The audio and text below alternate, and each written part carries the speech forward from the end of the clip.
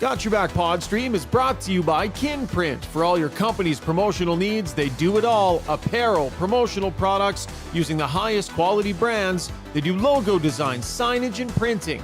Kinprint will promote your brand with excellence. Visit kinprint.ca.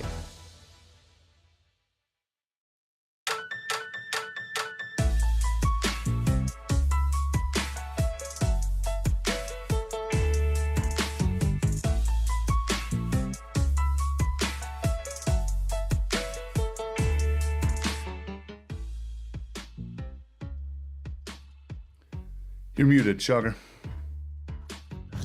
Not good enough. They know it. We know it. You know it. So let's talk about it.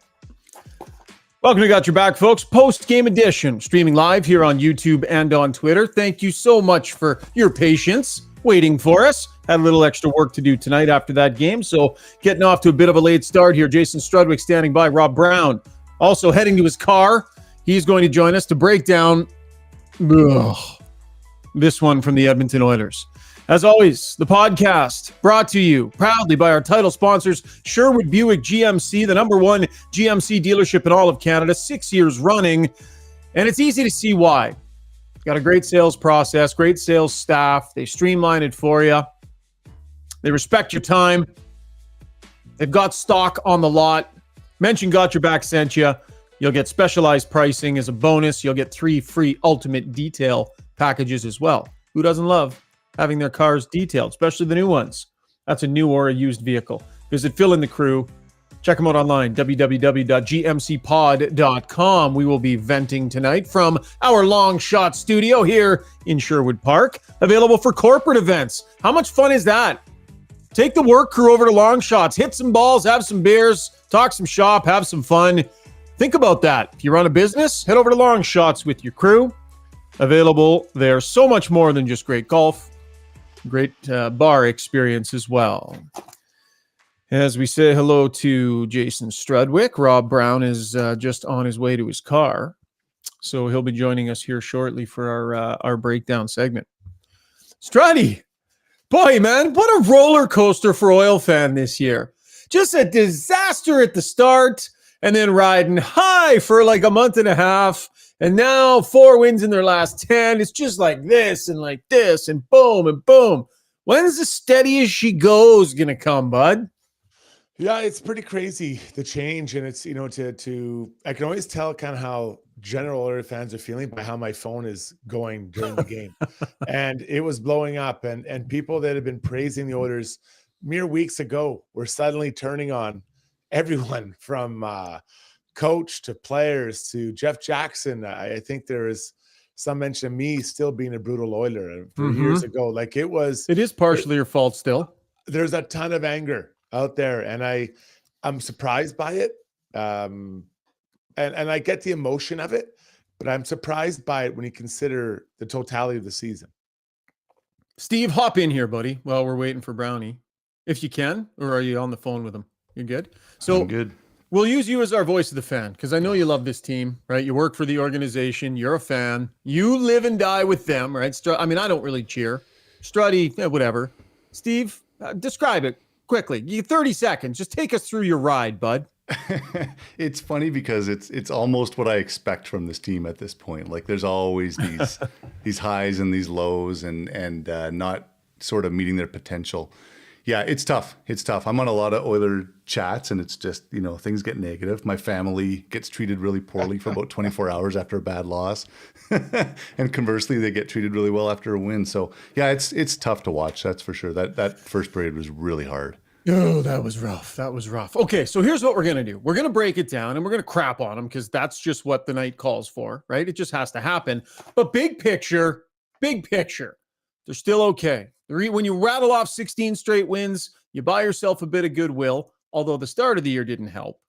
So this is going to get pretty dark tonight about what happened. But with the underlying thought that I don't believe it's time to panic. I don't believe it's time to change course. I don't believe it's time to, drastic action. Let's break this game down and then we'll talk a little bit big picture later. But I still think calm is the right way to go about it. So let's get to the breakdown. Brought to you by Mr. Dirk, the iconic men's clothing store in Edmonton, founded in 1939, just off White Ave and 102nd Street. They've got everything you need for every aspect of your wardrobe: casual clothes, jeans, pants, shirts, sweaters, shoes. And on the formal side, I'm wearing some Mr. Dirk tonight. One of my favorite suits, Yope. It's a brand out of Europe. They got all kinds of great stuff for you. Go see Sterling and Dan, and they will take fantastic care of you. So, Struds, as we wait for Rob Brown to join us, let's just start with the first period. Explain to me. They were focused on their first period because last game it was crap. And so they knew they wanted to get off to a better start. It's the Battle of Alberta. There's emotion. At least there should be. How do they come out and play one of their worst periods of the season in that first period tonight? You know, it's interesting. The post game, I thought Knobloch had a really interesting comment. He was asked about, you know, where do you go from here? What do you do? And he goes, you know, my job is to coach. We'll have individual meetings. We'll talk about what's going on. So in the first period, it was as clear as day, as clear as the zits on my face. What I saw was the Oilers having a tough time managing the blue line play at their blue line and at the far blue line. And I'm not just, obviously the first goal where Bouchard decides he's going to try to take on, Hanifin. And Hanifin makes a pretty nice play and it comes back. It's in their net just moments later. But multiple times we saw the Oilers approaching their blue line or the opposition blue line without a lot of speed, or trying to make an ill-advised play that was a high-risk play with a low reward outcome. Mm-hmm. And it cost them. And that's an area that I saw. It was just like that. I was the only person watching the game and saw that. It was so clear. So I we can get frustrated and you get mad that team is losing, but you're not playing well. But I think the Oilers play well and they put in the offensive zone and attack. You can't play that way if you're not getting out of your blue line or into the offensive blue line.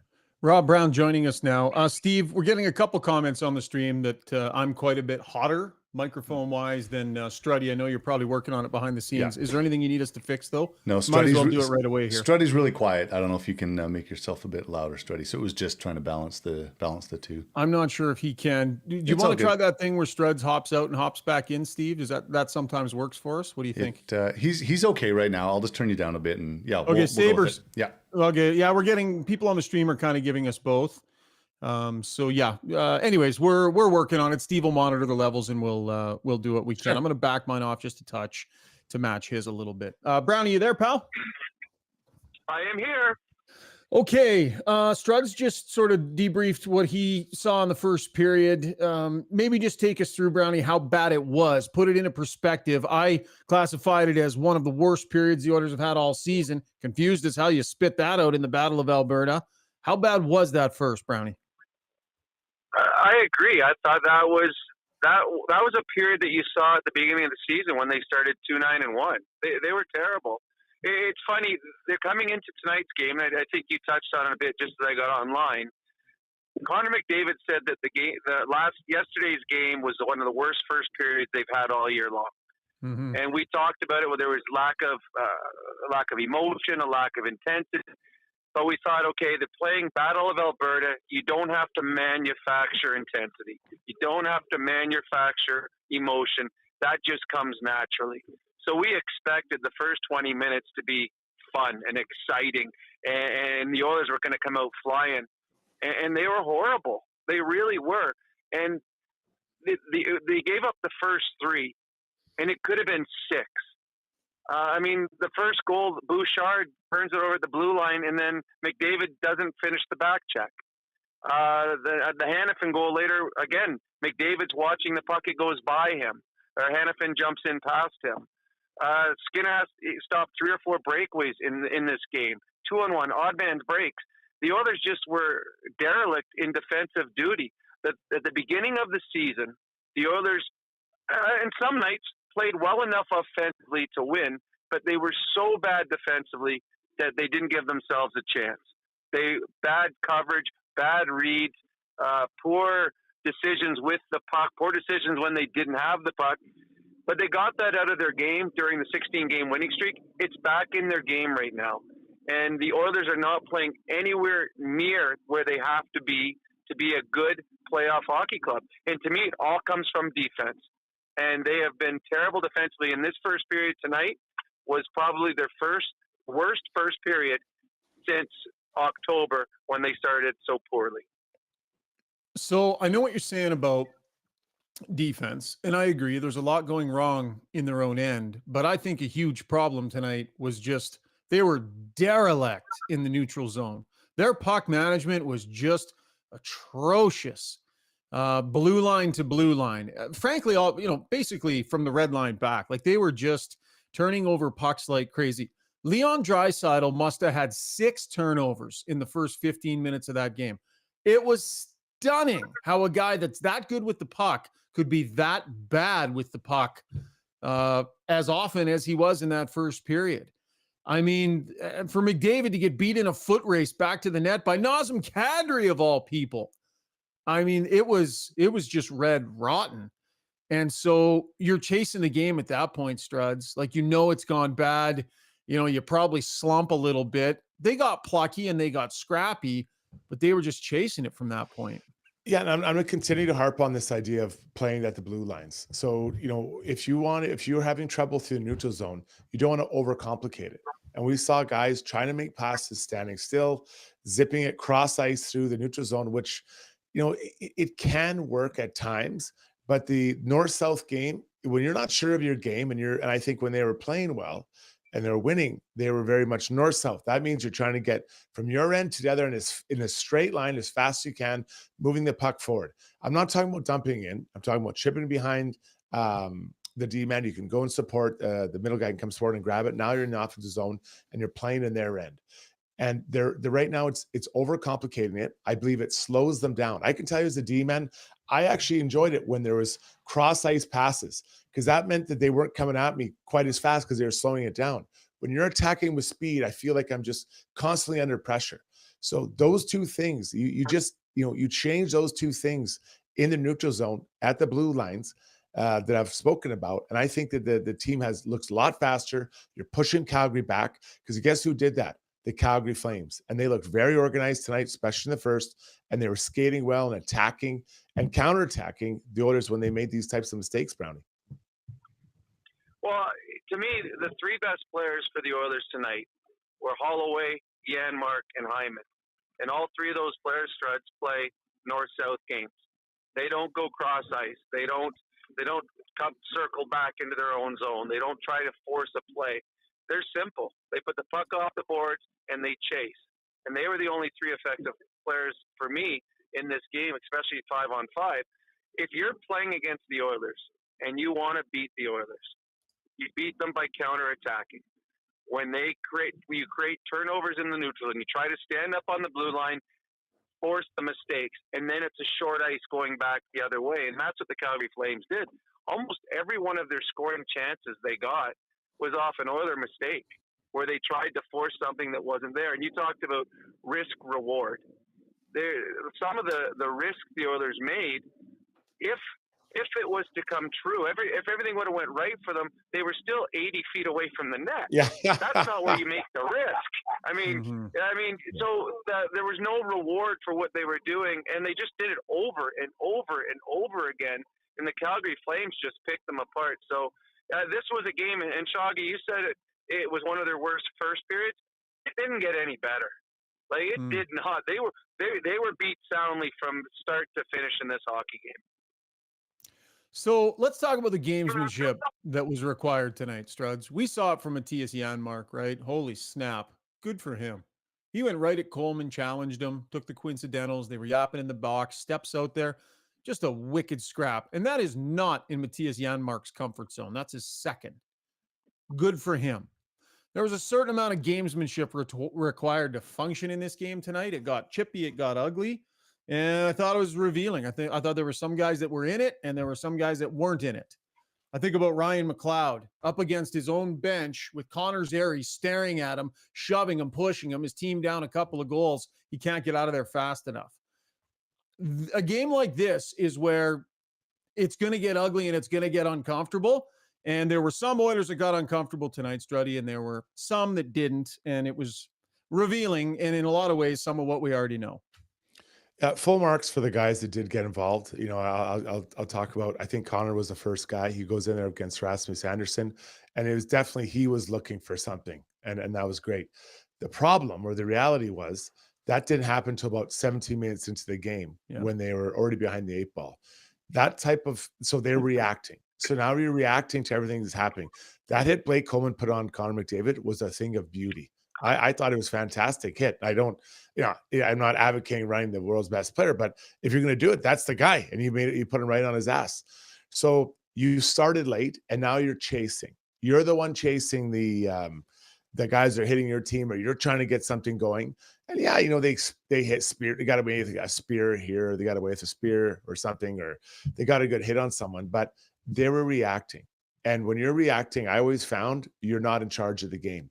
You have to be the person that's coming out and setting the tone with your physicality or calling someone out right away or whatever. So, yeah, what Janmark did takes a lot of guts. I thought it was an unreal fight. We saw 2 great fights, another one in New York today. But I got to say that overall, as a reaction, you're really not driving the bus. So I'm not going to get too excited about something that if you start the game that way, maybe it's a different outcome. No, it's funny when after the Janmark fight, I got a text from my brother and he says, I didn't expect that out of Janmark. And I sent back, neither did Coleman. So that was, I mean, seriously, that was an unbelievable fight. And I give Janmark credit because Janmark did it when the game was still in the balance. When guys do it when the game's out of reach, I mean, the team that's winning is laughing at you. When you do something at the end of the game or when the game's out of reach, the same line goes back. You said, well, why not do that when the game matters something? Janmark did it when it mattered. Connor McDavid, he did it. It was in the first Struds. I mean, the stuff that you do at the end, I mean, that doesn't affect the Calgary Flames. Bring that physicality in the first 20 minutes. Run someone in the first 20. Get into a fight then. Doing it at the end of the game, well, that's just, it means nothing in the way the thing went. So to me, what we saw with Janmark and what we've seen now with Corey Perry a few times, that's gamemanship played at the proper times. Yeah. So that I respect. The rest of the stuff, I mean, don't show up when the game's all over because it's too late for that kind of play. I'll make a comment about that. So towards the end of the game, Ekholm cross-checks Huberdeau really hard, and probably I believe should have been a penalty. Anyways, he doesn't get a penalty, and then now Ekholm's battling, and Huberdeau hits him once and hits him twice, and they get up and they talk about it. Yeah, and then there's someone else fights. I don't, and I probably sound like a dinosaur, but if someone had cross-checked like me, I can promise you I wasn't going to have to have a conversation. I can't understand from either player. And I know that they're skilled players and they don't maybe want to get a second 5, but if you're don't cross-check the guy back like Huberdeau. If don't hit him back, or Ekholm, don't get up and talk. I don't understand that the mentality behind that. Let's just talk about it as gentlemen. That makes no sense to me. Having said that, I give credit to Huberdeau. I mean, he's the one that said, "You just cross-checked me. I'm not going to take that. I'm going to do that back to you." And he got him good. You could see the win. To me, that's on the referee. He should have called the Ekholm one. That calls that, and then none of that happens afterwards. And the thing that I understand, there's a scrum afterwards, and it looks fun and exciting, and it's fun to watch. But those kind of things, that's where a player can get hurt. You don't want all of a sudden an Ekholm in that where everyone's jumping on top of each other. He blows out a knee or an ankle because the referee let it go. I think the referees let some things go tonight that created more problems as it went on. But it was funny. I watched it too, Struts, from up top. I'm like, they just crossed each other really hard, and now they're discussing why each other cross-checked each other. I thought that was quite funny. Yeah. One guy had his hand on his hip, like he was trying to make a deal on another guy's car. What will you take for this? I don't understand it. M. Materi says, Jason Strudwick, you were grown up on a Don Hay team, though. So keep that in mind. Listen, I agree with you. It's an old school mentality, but I agree. How do you stand there? That reminded me of that night where Hyman was standing next to Jamie Benn, and they were just sitting there chit-chatting, and then all of a sudden Ben smashed his stick out of his hand and looked at him like, Like, let's not be too friendly out here, and I agree that didn't need to be a friendly moment there. Listen, while we're piling on Ryan McLeod for not finishing checks and not engaging in the proper gamesmanship required tonight, Connor Brown needs to wake up. Like, Connor Brown needs to skate fast and hit hard. If he's not going to score, if he's not going to contribute, if he's not going to do anything else, he needs to start making an impact physically. He needs to take it upon himself to realize, I'm not doing my job. It's not nearly good enough. Killing the odd penalty isn't going to be good enough. He needs to start throwing checks. He swings on checks far too much for a player that generates absolutely nothing. Him, 71, same thing, but Brown's probably been given too much of a free pass this year. Zero production and zero momentum shifting moments. I can't even think of one from Connor Brown, Struds. No, you're right. And the PK, he is good, very good PKer. I do really appreciate when he steps out there. Today, Brownie talked about Janmark stepping out of his comfort zone. And for Brown, tonight would have been a good opportunity to do the same and to kind of push your own narrative a little bit about what you can bring to the team. They don't think it's their job. It's not going to be me. I don't do that. That's not my job. Right. The problem with that is that, on championship teams, that's how people think. How can I help? How can I help the group? How can I contribute to the overall, victory that we're going to get or success we're going to have? So, McLeod, I do agree. And I think Connor Brown, I don't understand how, you want more opportunity, you want to play more. So I think you have to get the attention of the coach.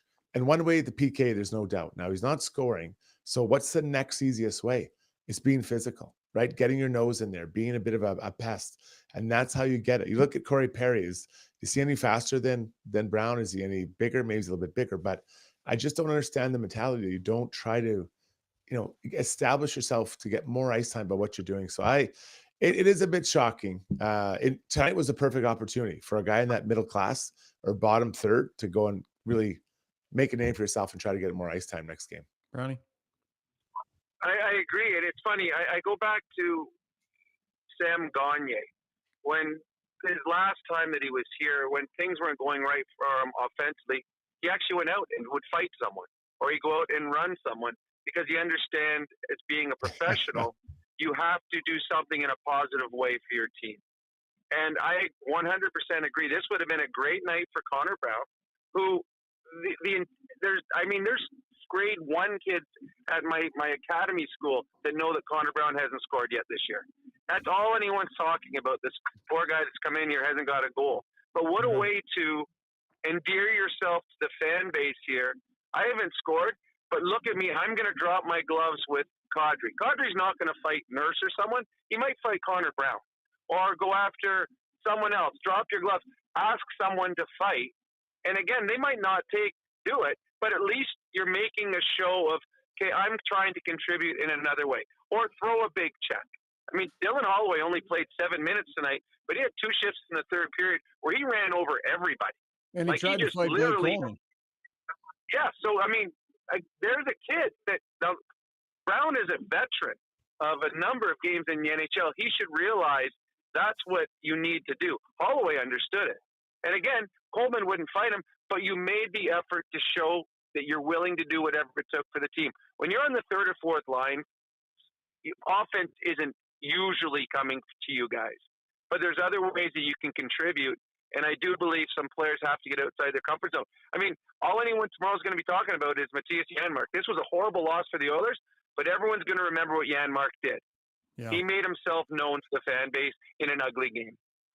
On that note, let's get to our UCAN Youth Services Relentless Player of the Night. They're a local charity that helps vulnerable youth find employment. Their 14th annual Comedy Nights fundraiser is coming up in March. Got Your Back will be there. I believe we're going on the 20th. We've been there the last couple of years, and it's just a great event. Great comedy, great stories. Get to meet lots of great people, and there's still tickets available. Go to youcancomedy.ca. That's youcancomedy.ca. Buy some tickets. It supports a fantastic cause. Hopefully we see you there. Mention Got Your Back sent you, and you'll get 20% off. Struddy, who gets the nod tonight, my man? Well, there's not a long list of candidates. I think it's pretty clear who's getting it. And I think it is Janmark, and it's pretty rare today in today's game where you see 2 guys get coincidentals that they come out of the box and fight. And I've done that. And I know that clock's ticking down. it's a scary feeling because you know what's coming, right? This is premeditated fighting. This isn't just a spur of the thing over a shift. So that feeling, you're really excited, but you're nervous, you're a little bit scared. And for a guy that never does it, like Janmark, I give him full credit. That is full relentless mode for old MJ. 100%. I think the whole podcast would concur with awarding Matthias Janmark the relentless player of the night. Honorable mention to Dylan Holloway. Reminder, Rob Brown's appearances on the podcast brought to you by Kinprint. If you're a new company, see how Kinprint can help you with logo design and branding. Visit kinprint.ca. Okay, guys, 2 topics to dig into when we come back. Stuart Skinner, how we felt about his night. We're going to hear from some of the players. And fellas, we're going to revisit our previous discussions on Leon Draisaitl.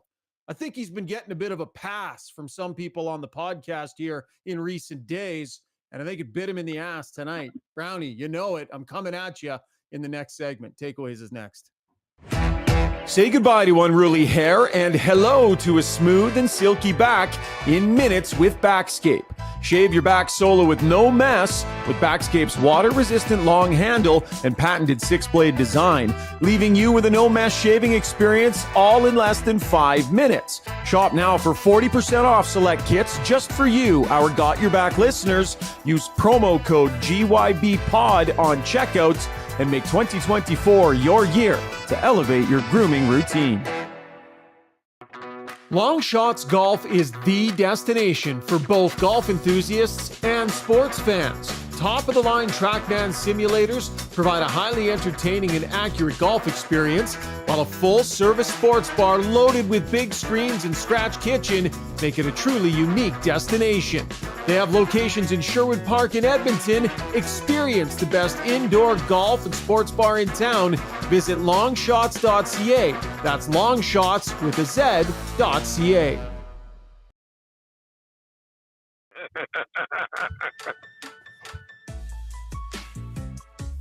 Time now for takeaways brought to you by Redefined Health. Check out their 90-day wellness lifestyle program, including daily meal plan, exercise regimen, video instruction and support, pre and post assessment to help you monitor your progress, all for $150. That's a hell of a program. To help change the way you're functioning and feeling day to day, visit redefinedhealth.com. Okay, guys, Leon Draisaitl knew the penalty was terrible, admitted it. He completely owned it. We'll hear from him in just a minute, but let's get into this discussion first. Brownie, my submission to you is this. Leon Draisaitl has let his personal standard dip too far recently.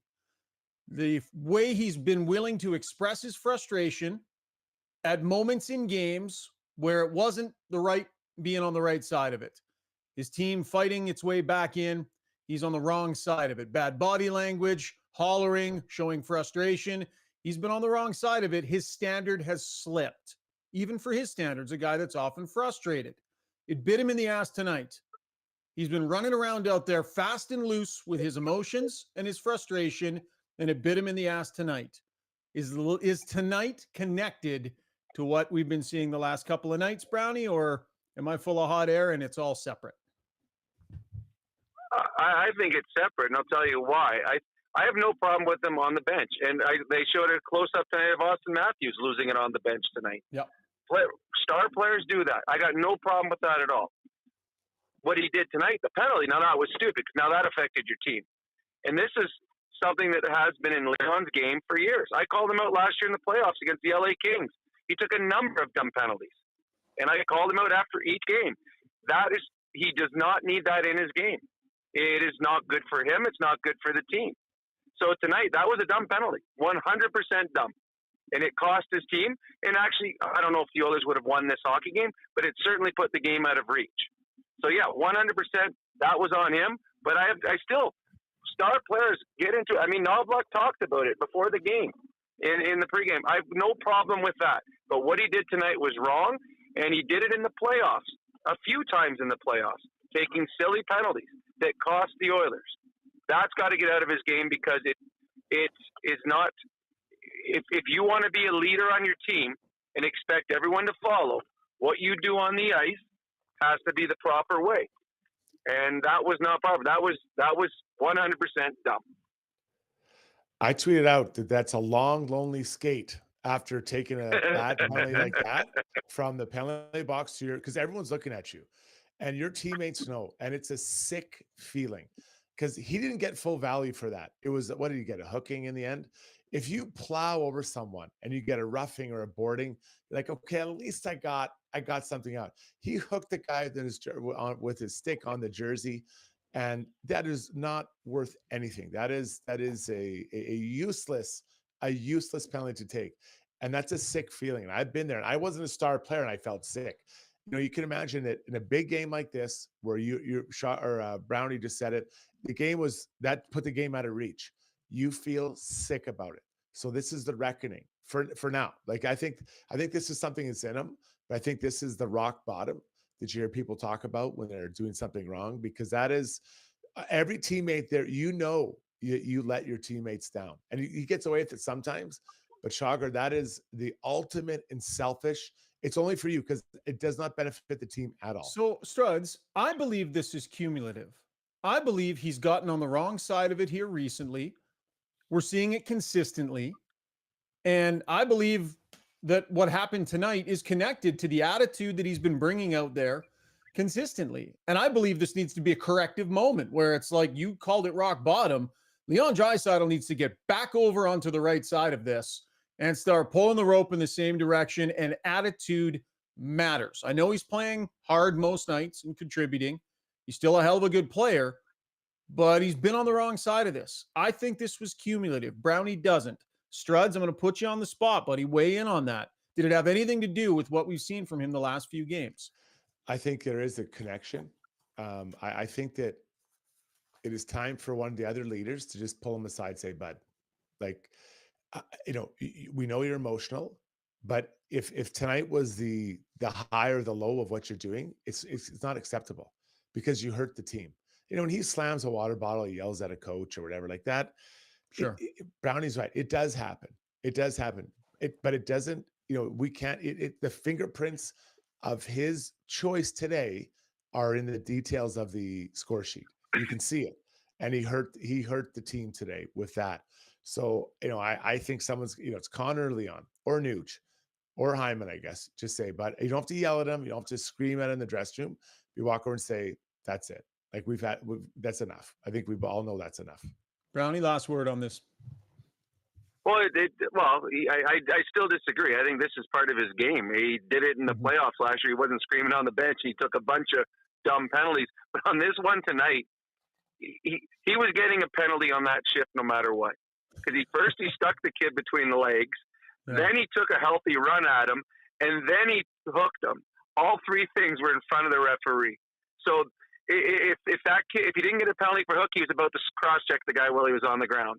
He was going to the penalty box, and it was dumb and it was selfish, and he knows it. And Strudge, you were right. That is the longest, loneliest skate you will ever have when you do something stupid, and the team pays for your stupidity. Let's get to the Weiss Johnson soundbox here and hear what they're actually saying about it. The cold is coming again this week, so be proactive rather than reactive and get your furnace or heating system serviced and tuned up. Weiss Johnson are the experts at that. Check them out online, weiss-johnson.com. Jingle. Weiss Johnson, whoa. Okay, Steve, I'm going to give you 3 clips to play in a row. I want you to play Leon Draisaitl talking about his penalty. Then I want you to play Leon Draisaitl talking about his temper lately. And then Chris Knobloch on the frustration of the team. So 3 clips coming because it's all relevant to what we were just talking about. Undisciplined, stupid penalty on my behalf. Certainly didn't help our team tonight in that way. So take full ownership with that. It's been a couple of games here, Leon, and I don't know if it's just the camera's noticing or whatever, but the frustration level obviously is creeping up a little bit. How would you say you're kind of managing that, and have you been feeling that a little bit more lately? Yeah, of course. I mean, things aren't going your way, and you lose a couple in a row. It's easy to get down on yourself. So something that obviously we led by me can do a much better job with, and going forward we'll continue to chip away at that. There is a little bit of negativity. There is frustration right now, but nothing like there had been before. And you comment about Leon. Leon is a leader on our team, and a lot of guys look up to him. And he has been, showing his frustration, but his work ethic has been there, and he's been doing things. Well, is he playing at his top of his game? No, but it's still pretty good. And, just like him, just like a lot of guys, or almost everyone, we can all be a little bit better. Steve, can I get one more? Do you have Knobloch reacting to Draisaitl's penalty? I do, yep. Here we go. That was not one we want to see. It was unacceptable, and I know Leon is taking ownership of that, and, moving forward, we can't have those penalties. You did not play him in his usual spot right after that penalty, and then you had to throw him out when he had a power play. Were you going to play him the rest of that period? I hadn't decided. I hadn't decided, he said. So Speck asked, basically, were you ready to bench him? I thought he was going to do it. I honestly thought he was going to do it, and it might have been the right thing to do. Brownie, had they not gotten a power play there, should he have benched him? Yeah, well, actually, I would have benched him on the power play. You would have. I mean, if you're going to send a message, if you're going to send a message, send a message. Again, that was dumb and selfish, and it was at a horrible time in the game. 100%, I would have sent a message there, because you didn't send any message at all. He missed a 30-second shift with his line mates. That was all he had to pay. I'm all for holding players accountable, and I think we've seen in the past in Edmonton where coaches haven't held players accountable. And I don't think every time someone makes a mistake, you get benched. But when things are habits, poor habits that happen over and over, and you talked about the frustration, you think it's connected. Well, there was a perfect example of when you can hold a guy accountable. Keep him off the power play. Trust me, if you do that, every single player on your bench would have taken notice. Struds? I can't wait till the next time it happens, because now it's on his radar, him being Chris Knobloch. The problem is that you're trying to win this game and you still have a chance at that point. It's not like the game was completely out of hand and he did it, where it's easier to do it. And you know that there's a better chance when he's on there. But Brownie's right. Like, the message it sends is very, very strong. But I believe that, like, like Leon is it's gonna happen again, right? He gets worked up, and I get it. He's very passionate, and that's part of what makes him such a special player. But when it happens again, everyone's going to be watching. And we go back to this one, because it was a horrendous penalty to take in a game your team had battled back into. It is, I would be so sick. I'd feel sick to myself if I let my teammates down. And that's the worst part. It's one thing to piss off your coach, another to piss off the fans. And although you want the fans on your side, but the guys you battle with and train with every day, and you screw them over like that, that's a really hard pill to swallow. It's a sick feeling. And I'm going to say that I think he should have, but I, again, think not just because of tonight. I think that what we've seen from Draisaitl here in recent games, that it was time to send a message. That was like the cumulative effect of it. And it was, that moment happens and it's like, enough is enough. Tough to bench the guy. There's lots of mistakes made and lots of bad penalties taken. But to me, corrective measure is required with Draisaitl. And I think this will happen now. I think, he'll probably get back on the right side of it and maybe back off some of what we've seen here a little bit in game. And Knobloch also made the point, there's going to be one-on-one meetings. That's a one-on-one meeting. Oh, yeah. I guarantee that those two are talking to, well, they have the day off tomorrow, but whatever day, Monday now. Evander Kane was grumpy out there tonight too. He barked at Knobloch when he got pulled off the ice at least once. And Knobloch sort of raised his arms. I had the binoculars going quite a bit tonight, and Kane was ready to fight Anderson. He was pissed at Anderson and they were jawing. So he lined up next to him and looked up and realized he was getting pulled off the ice. So I followed him, and when he got back to the bench, he was barking at his coach. He was mad. I don't know if he thought that Anderson was going to fight him or what was going on there, but it's why I asked Knobloch just about kind of the collective frustration happening with this group right now. It's definitely there. It's something that I think is worth watching and something that they got to nip in the bud. Brownie, what'd you think of Skinner?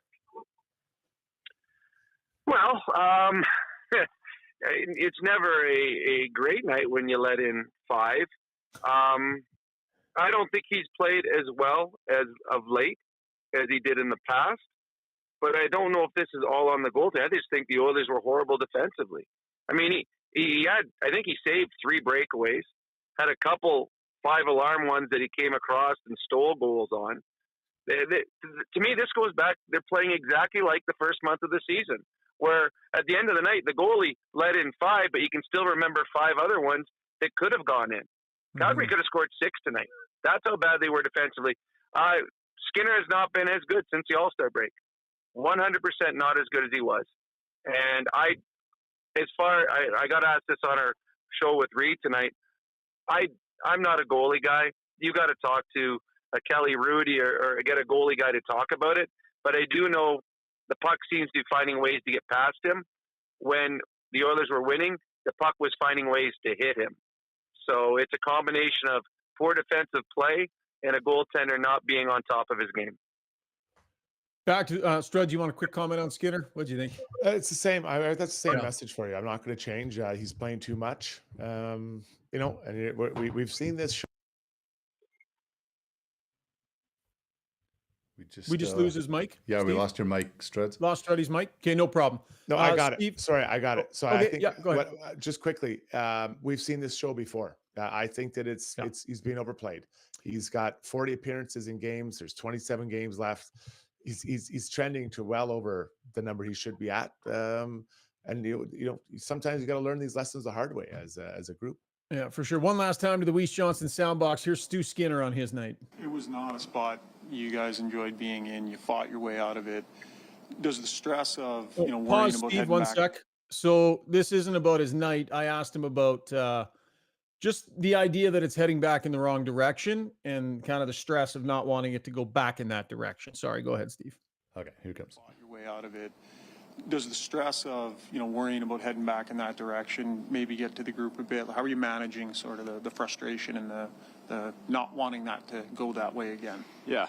I can only really speak for myself personally. I know that the team, we got a lot of resiliency, and you even saw that tonight. Like, sure, it wasn't going well, but man, were we fighting out there, literally and figuratively.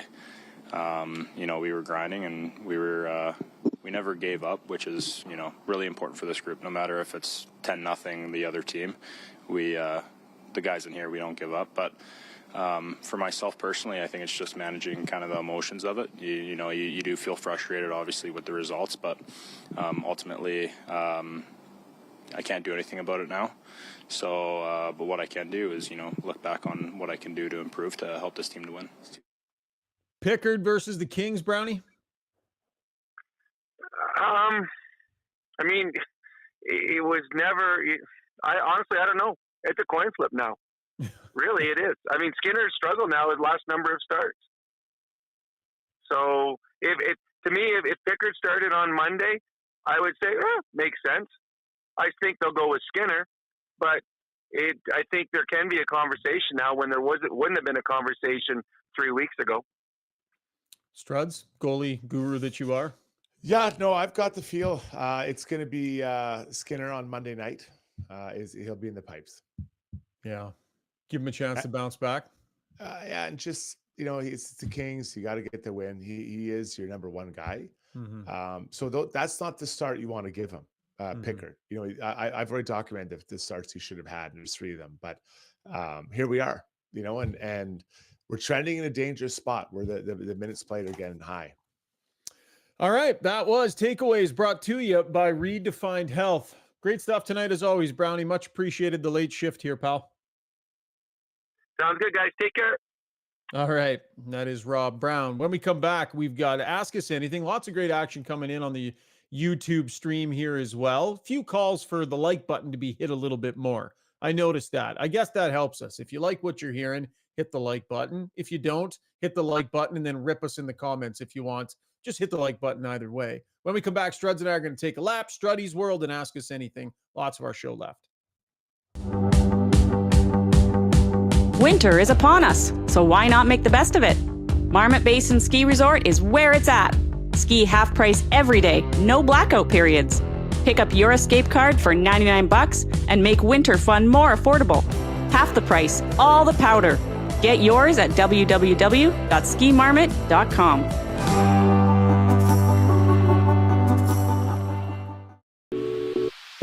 If you own or operate a business, you know the value of a great employee. Just ask Schauger.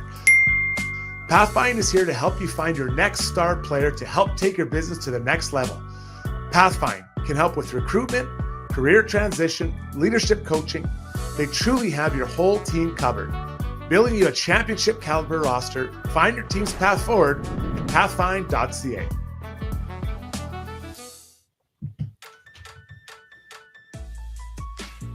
Time for Struddy and I to take a lap, courtesy our friends at Backscape. Bid farewell to unwanted back hair solo in just 5 minutes with the fastest growing male grooming tool on the planet.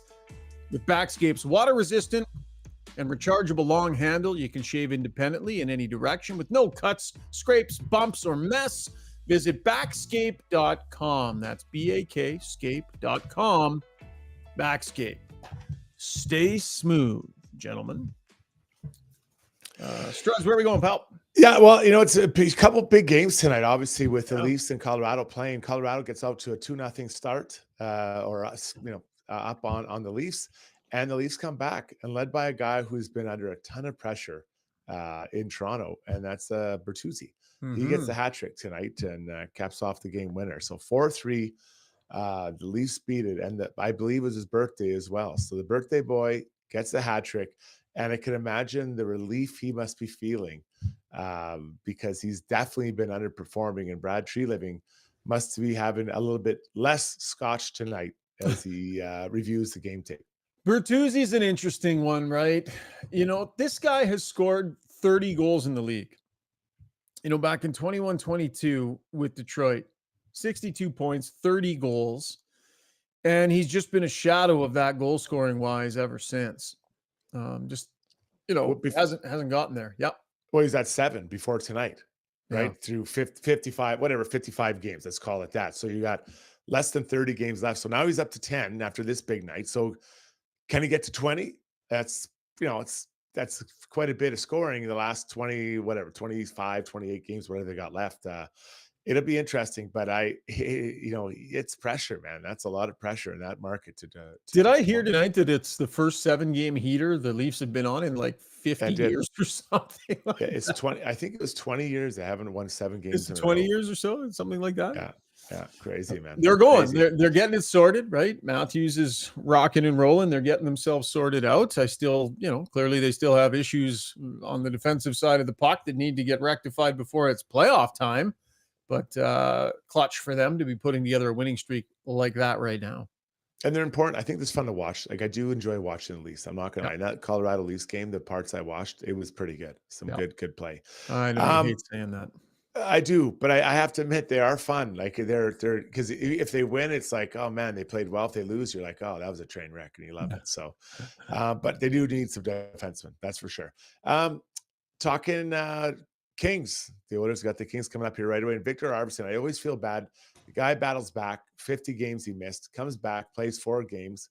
Boom. Now he's back on LTIR with another injury. Yeah. It's never good to get an LTIR. So Victor's played a hard brand of hockey for quite a number of years. And I'm not saying he's done, but this is now, 2 separate injuries. They say they're not the same. So it's I feel bad for him. And again, for the Kings, I think he makes a difference in that lineup. I think he helps that lineup. And it'll be interesting to see how long he's out for and what happens. But I think this is more like I feel bad kind of take a lap number. Yeah, for sure. You feel for a guy. He's been an honest player for a long time, right? He's one of those guys that, I think his teammates appreciate the way he goes about his business, battled through injury and such. How old is he? He's only 30 years old, man. Like, he's not Doesn't have a tonnage for 532 NHL games, in that time.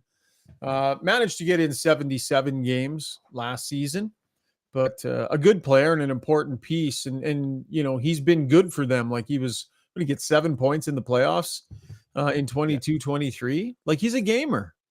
But so follow my line of reasoning here. A smallish player who plays a hard brand of hockey. Yeah. And yeah. And it's and I'm not again, I'm not saying he's done. I don't want to say, but I wonder, like, that's now a whole year he's missed basically. And he may come back. I'm not sure, but there's nothing more frustrating than being injured, coming back and getting injured again. Yeah. And it feels like this year is derailed. Yeah, for sure. All right. LA Kings in town to take on the Oilers on Monday night. 7:30 is the game time. That was Taking a Lap, brought to you by our friends at Backscape. When we come back, Struds, we can talk some scraps. A little scrappy scrap in Struddy's world. Oh, it's the first time we'll be talking fights in Struddy's world. She was a Donnybrook tonight. Wow. What an unbelievable. If you didn't see it, holy snap. Struddy will tell you all about it. So we got Struddy's world and Ask Us Anything coming up. Time to talk about your mortgage? It doesn't have to be a daunting conversation. With over 16 years in the industry, Maria Gallus, with Maximum Mortgages, knows how to make it easy. With access to dozens of different lenders, let Maria customize the perfect solution for you. Whether you're purchasing, refinancing, or renewing, or a first-time buyer, Maria's simplistic approach and expert advice will have you feeling confident you're in great hands, making informed decisions. Take the stress out of your mortgage journey. Contact Maria Gallus at mortgagesbymaria.ca. That's mortgagesbymaria.ca. The Edmonton Sport and Social Club's spring season is set to go in May, and registration is just around the corner. Team up with your pals to play in slow pitch, beach volleyball, outdoor soccer, ultimate frisbee, and even cornhole leagues to keep the spring months full of excitement. Spring leagues begin in May. Registration opens on February 8th. Visit edmontonsportsclub.com for more details. When you make a mistake, heads should roll. It's not right. And I'm here. Someone has to put their foot down. Now that I say it out loud, it does sound a little crazy. God, I look good.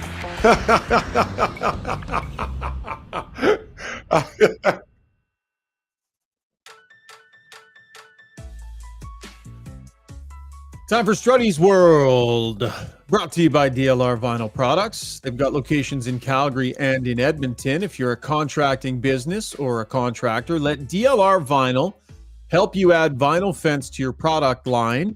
High quality, maintenance free, right? No sanding, staining, painting. Goes in once, looks spectacular. Your customers will love it. You'll love it if you put it in your yard. They've been going strong since 2005. Reliable, unmatched service. High-quality North American-made products. Website where you can see what they have to offer is dlrvinylproducts.ca. Struddy, let's talk some fisticuffs, a guy that's been making headlines early in his NHL career. Yeah, Matt Rempe. I believe he's played 4 games. This guy has 27 penalty minutes, a goal now, and +1. And he's got some amazing fights. His first game was the outdoor stadium series, and it was an okay fight. Today he fought, the Rangers are playing Philadelphia. And Nick Deslauriers is on Philadelphia. Tough guy. Not huge, but a tough guy. Matt Rempe and he fought their first shift. And this fight, if you haven't seen it, this is a fight you go back 20, 25, 30 years. It's toe-to-toe. No one's playing defense. They're just absolutely going at it. It was unbelievable. It is the fight of the year. That could have been game 1 of the year. I would have said that's the fight of the year. You do not see fights like that anymore. Then to top it off, the big man who comes at 6'8", he's standing in front of the net, and the puck is shot off from the point, off his body, of his leg, and trickles through, and he scores his first goal. So I actually watched his interview after, and he said, it's not the most memorable goal, but it's my first goal. And I thought that was a great way of saying it. He's very likable. He's from Calgary, played in Spruce Grove in Seattle, so there's some Western connections, but I think quickly Matt Rempe is developing a reputation around the league, but Rangers fans, I know them and they will love this guy. So incredible fight. If you haven't seen it, go check out the fight. And the goal, not quite as incredible, but who cares? You got your first NHL goal, Matt. 6'8", 240 pounds from Alberta. He's an Alberta boy. 6th round pick. Boy, you know, you take a flyer on a guy a little bit just because he's got that size and some, you know, decent ability to move. And when it pays, when you hit on a big guy like this, and we'll see where his career goes, but boy, you have a chance to have something unique and different and special. And this guy's 1 inch shorter than Zdeno Chara. He's a big man, and he talked post game about how he likes getting on the forecheck and he hits and he takes up a lot of space, and he's a presence. You know, he's skating around on the ice. He's a presence. So you're right. His career path. What does it look like? I'm guessing that he's going to spend a lot of time with the skills coaches and skating coaches of the Rangers, both in the off season and in season, because he's not going to be playing 20 minutes a night. This guy is, you know, his minutes are going to be limited so he can put that extra work in. But he seems like a very likable and hardworking guy. So I'm cheering for him. You know, I love these, like you said, a guy who's kind of out there a little bit, not your prototypical NHL player. I'm rooting for him, and he's definitely doing what he can to stay in the league. Probably got to give a stick tap here to Delorier too. I mean, I know this guy's only 21 years old, but this guy's a monster. And Delorier's been doing this for a long time. Did you see them chatting in warm up? Yeah. They were actually chatting, and they looked like they were laughing, like having a little chit chat. The two of them probably decided they were going to have a go at it. But for Delorier, and I know he's tough and he's a savvy fighter, there was not a lot of defense in that fight. And it's got to just kind of get old taking on all these newcomers, these giants. Well, it's interesting. You know, I was thinking about this as I was watching the Oilers game after seeing their fight. You know, will this alter some plans by teams? You know, like, do New Jersey go out and get find a big guy that can fight and maybe skate and play? Mm-hmm. Like, does it bring back some of that? You know, enforcer might be a bit much, but find guys that are big and they can play and they can fight. Because let's assume Rempe plays for the Rangers for the next 5 years, right? You know, that's quite a body to have there. Now you could choose to not have anyone, and then no one fights him, and he just runs around and hits a few guys in his 8 to 10 minutes, or you say, we're going to find our Matt Rempe and put him on. So it'll just be, you know, just to see the New York teams, because there's a bit of not a bit, there's a rivalry there for sure. All right. That was Struddy's World, brought to you by DLR Vinyl Products. I'm going to get to break here, and then when we come back, we're going to give away a hat, and we'll do a bit of an extended Ask Us Anything, because lots of great questions coming in on the stream, so we'll take a good solid 10, 15 minutes or so and just blast through a bunch of your questions. So quick break, and then Ask Us Anything coming up. For over 60 years, Belvedere Golf and Country Club has been delivering a high-quality golf experience to Edmonton and area. This beautiful private club, located on Highway 21 just south of Sherwood Park, occupies 160 acres and presents a challenging yet adventurous 18-hole design. A beautiful clubhouse, fully stocked pro shop, and warm, friendly staff truly make it feel like you belong to something unique and special. Visit www.belvederegcc.com.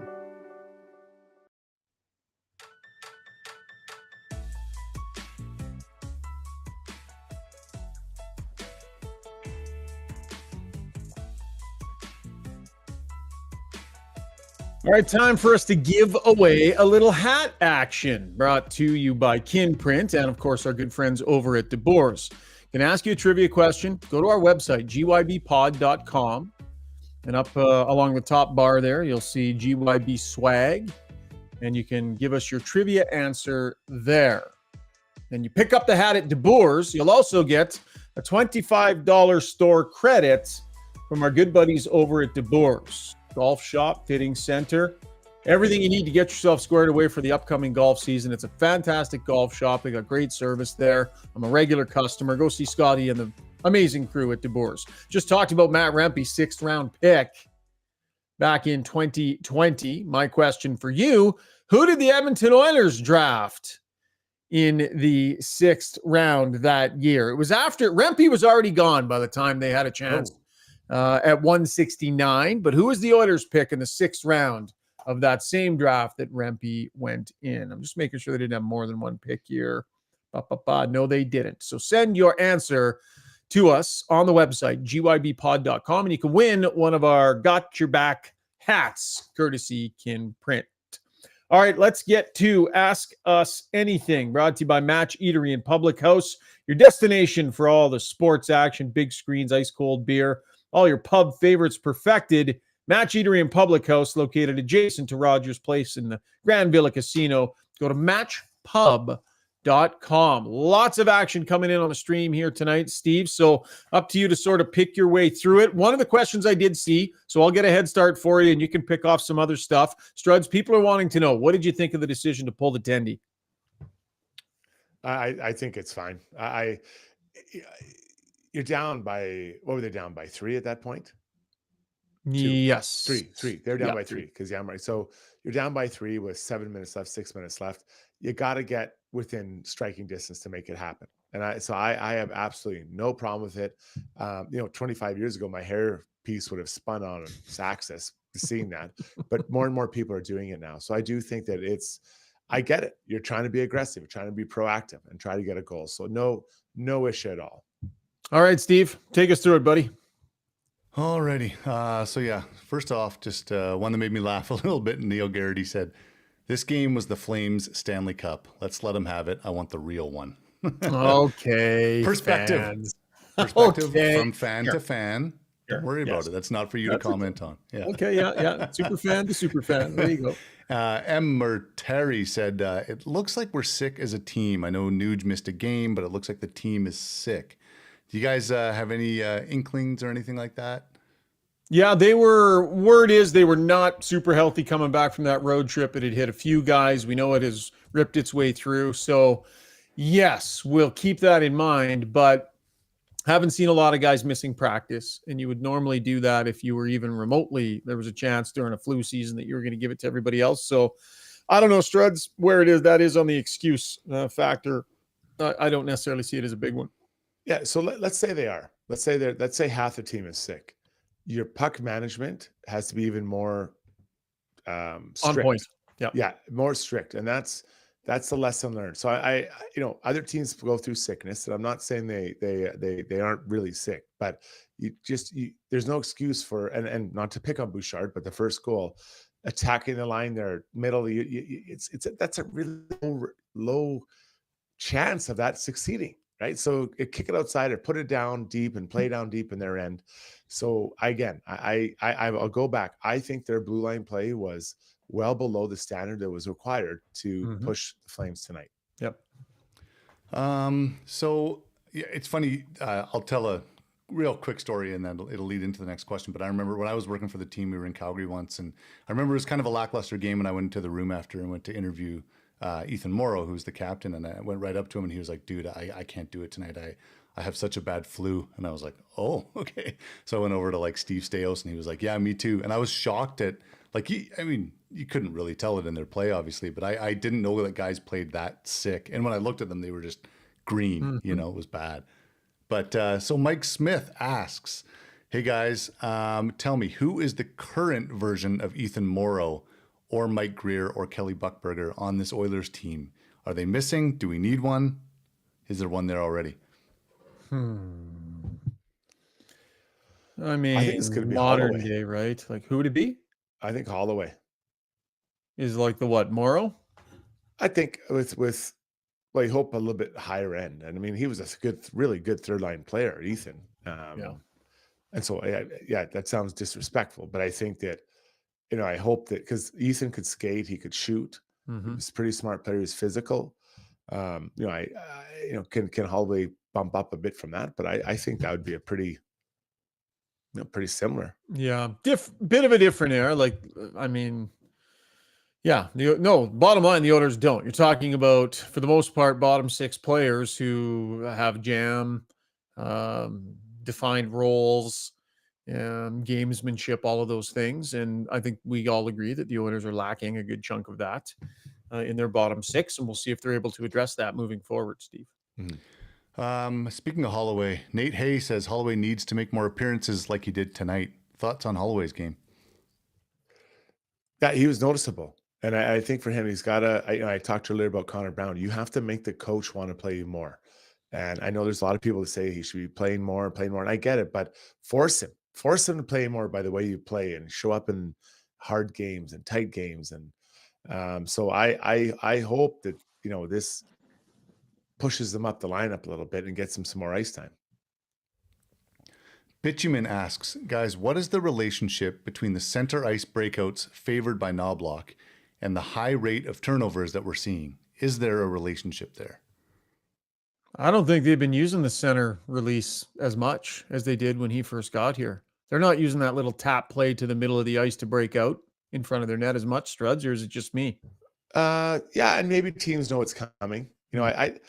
I guess you could turn it on and off. It's a great, the reason people use it or you do it is because that's the open ice, right? Most teams, what they do is they try to put pressure on you, the F1's on you as a D, and then they'll put someone down the wall, and some guys will even squeeze another guy down the other side so you can't go D to D. So they're trying to take away your options.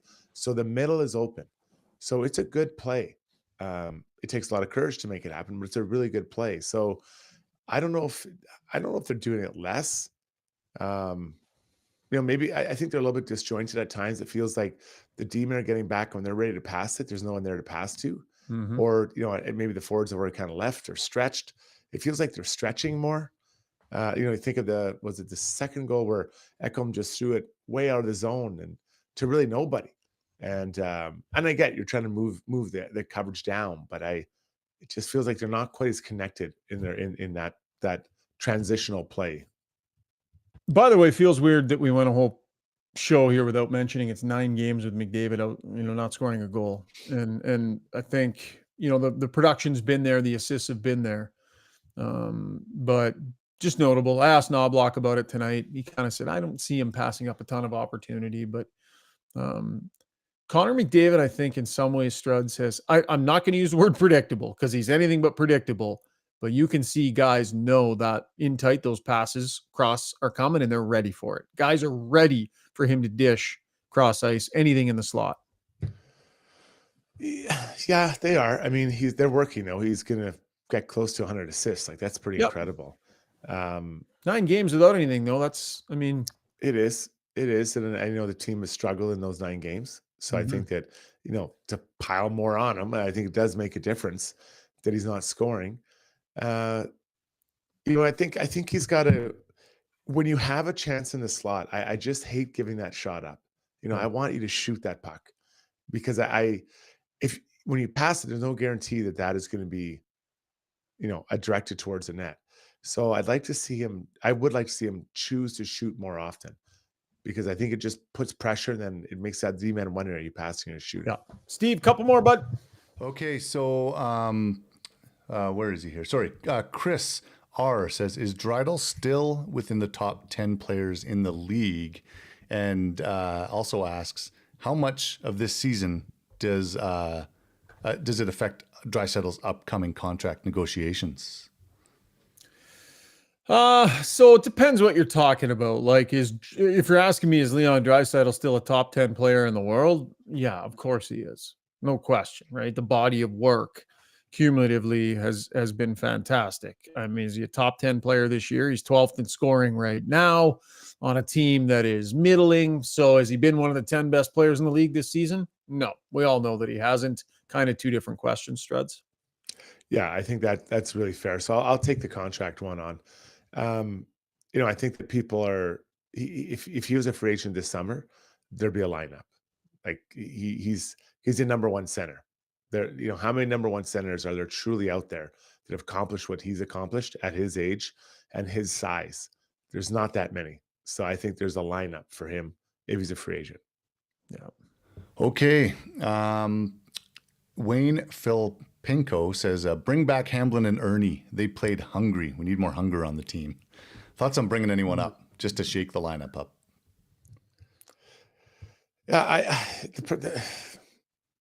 Yeah, it's trying to shake the top of the lineup up by bringing up guys at the bottom of the lineup. I never really understood that.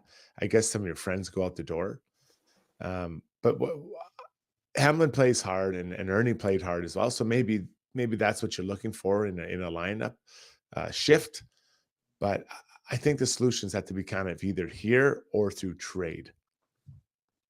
I'm going to be interested to see what he does with his lines because he had some good performances tonight from guys, and the instinct might be like, Dylan Holloway, you're now on McDavid's left wing. right? Because Fogle, it's been, a couple games. Like, I'm going to be interested to see if he just tries to reshuffle the cards, like move the deck chairs around a little bit, or if at some point you got to give a certain formula a few games, don't you?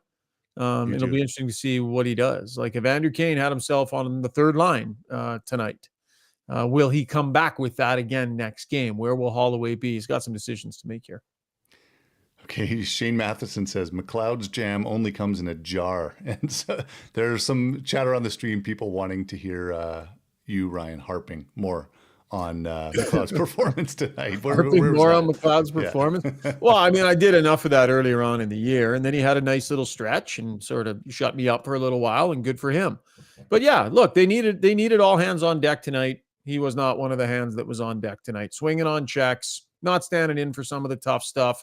Ryan McLeod needs to show more gamesmanship more often, and that will really help them in the playoffs. So not a good night for him, but he wasn't the only one, right? I'll throw Connor Brown right in there with him, a few other players too. So yeah, I've spent enough time on the pod talking about McLeod. Tonight was definitely not a great night for him. Quickly about scrums. I would explain this to young guys when I was playing. When there is a scrum, look around and find someone who's similar to you and look somewhat menacing, like you want to be there. The adult in the room will take care of the other adults in the room on the other side. Like we'll always find each other, but you just have to find someone that looks like similar to you and just hang on, or just take them out of the equation. And if you get trapped with the other in the room, your guy will come and find that guy. Like, don't worry about it. We're not going to let that happen. And I just want to see that. Just look like you mean business in that. And guy, like I used to talk about with Mark Stahl. Mark Stahl did a really good job of it. And it doesn't mean you have to fight, but just look like you mean business. So it kind of helps out everybody else on the ice. Okay, so Steve, last one, buddy.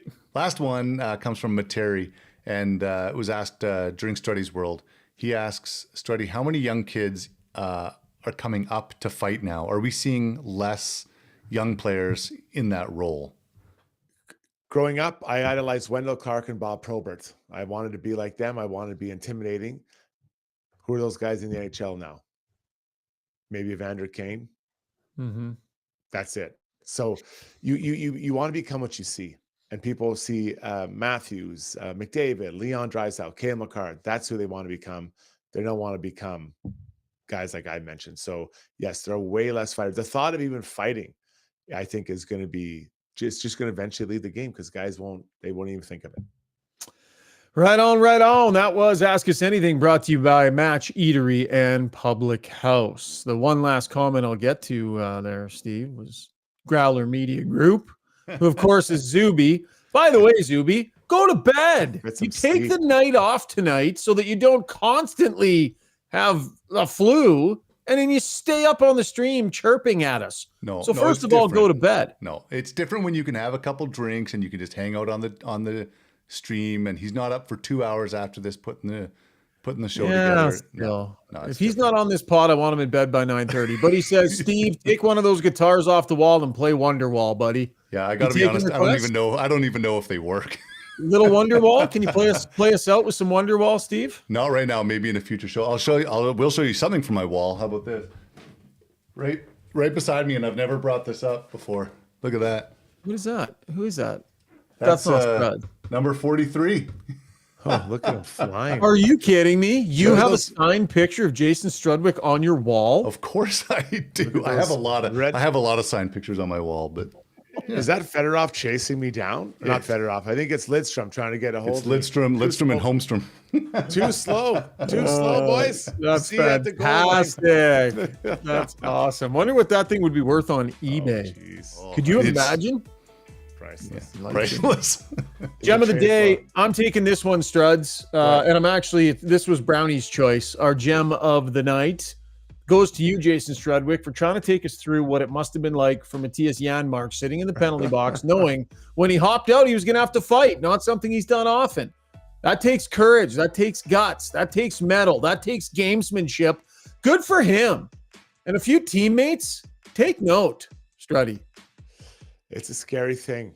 And I did it in my first NHL game. Maybe tomorrow that'll be Struddy's World, because it's like a bomb ticking down. And you don't know what's going to be on the other end, but you know that you're going to be fighting somebody.